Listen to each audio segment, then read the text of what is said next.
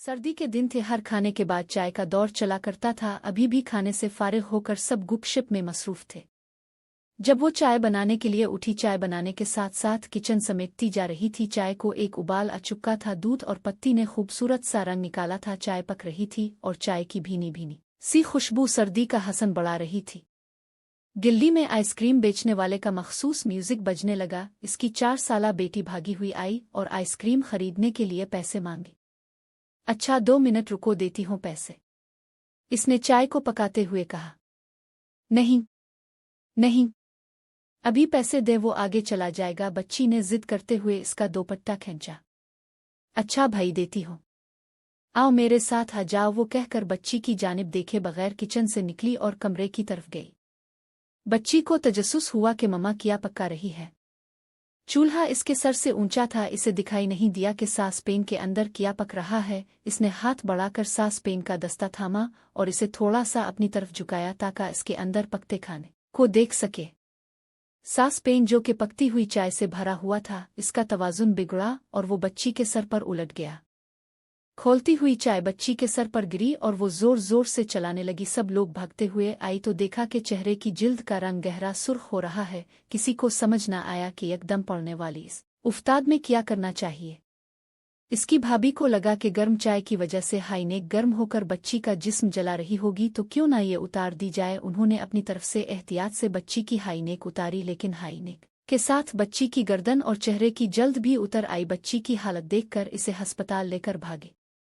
अफसोस के लाहौर जैसे बड़े शहर में सिर्फ एक बर्न सेंटर था, वो भी महदूद गुंजाइश के साथ। बहुत मुश्किल से बच्ची का चेकअप हुआ तो मालूम हुआ कि इसे 3rd डिग्री बर्न हुआ था।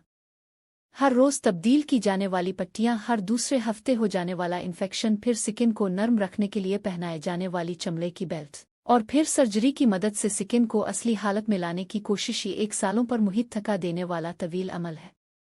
ज़हनी और माशी लिहाज से भी इंतहाई सब्र आजमा है। लेकिन चली, इतनी तकालीफ के बाद बच्चा अब की नज़रों के सामने है। ठीक है तो अल्हम्दुलिल्लाह। वो 3 बहनों का छोटा और इकलौता भाई था।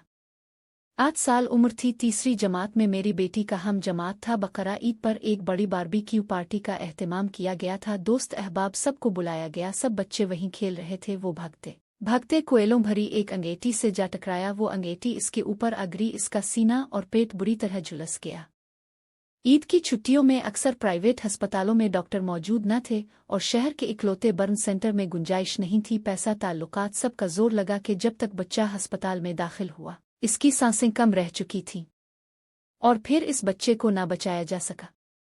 एक और बच्चा 1 साल का था। वालिदा ने दूध उबाल कर देगची नीचे रखी और खुद किसी काम से उठकर बाहर गई। बच्चे ने नया नया चलना सीखा था। लड़खड़ाता संभलता चलता हुआ आया और गर्म दूध की देगची में गिर गया। वो भी ना बचाया जा सका।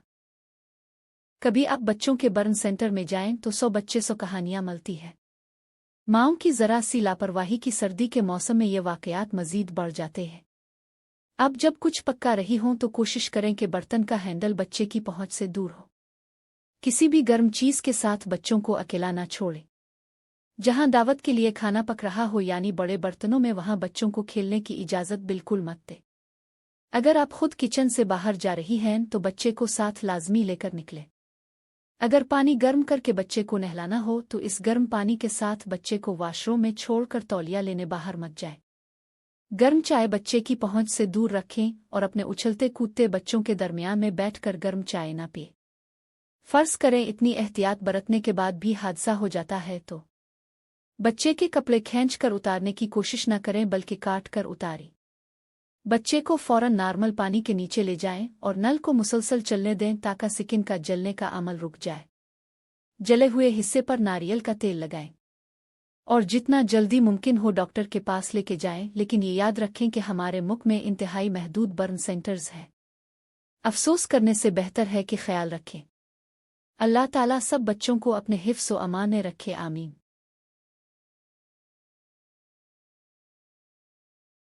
एहतियाती तदाबीर। 1 अपने मोहल्ले में रहने वाले हमसाए को अपनी ज़ाती मालूमात ना दें और उससे ताल्लुकात में एहतियात रखें। 2 डॉक्टर के पास तन्हा न जाएं, किसी को साथ ले जाएं, क्योंकि ज़माना ख़राब है और शैतान चालाक है। 3 बच्चों के असातिज़ा से हद में रहकर ताल्लुक़ रखें। बच्चों के वालिद को ही उनसे बातचीत करने दें। 4 लिबास खरीदते वक्त दुकानदार से मुख्तसर बात करें। वो लिबास के बारे में तबसरा ना करे और आप अपनी पसंद के मुताबिक खरीदारी करें।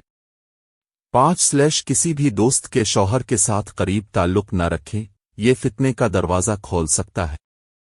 6 वो सरकारी या गैर सरकारी मुलाजिम जिसने आपका कोई काम किया हो, बार बार राब्ता न करे। शुक्रिया अदा करें और बात खत्म करें। 7 किसी दुकानदार या सब्जी वाले से हंसी मजाक न करें, खरीदारी करें और चली जाएं। 8 जन्म में मर्द कोच से दूर रहे। ख़वातीन के लिए मखसूस जन्म में जाएं ताकि एहतियात रहे।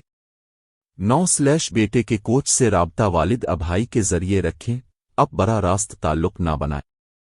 10 अगर कोई दोस्त आपको गलत बातों में मुलव्वस करने की कोशिश करे तो दूरी इख्तियार करें, ऐसी दोस्ती से नजात बेहतर है।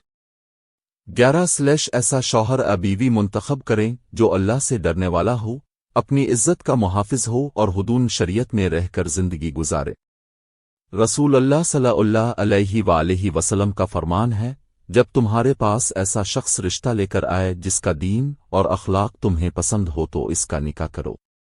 और अपने फरमाया, औरत से 4 चीज़ों की बुनियाद पर निकाह किया जाता है, माल, हसन, हसब व नसब और दीन। तो दीनदार को तरजीह दो। नबी करीम सल्लल्लाहु अलैहि वसल्लम पर दुरूद भेजें, खुसूसन जुमा के दिन।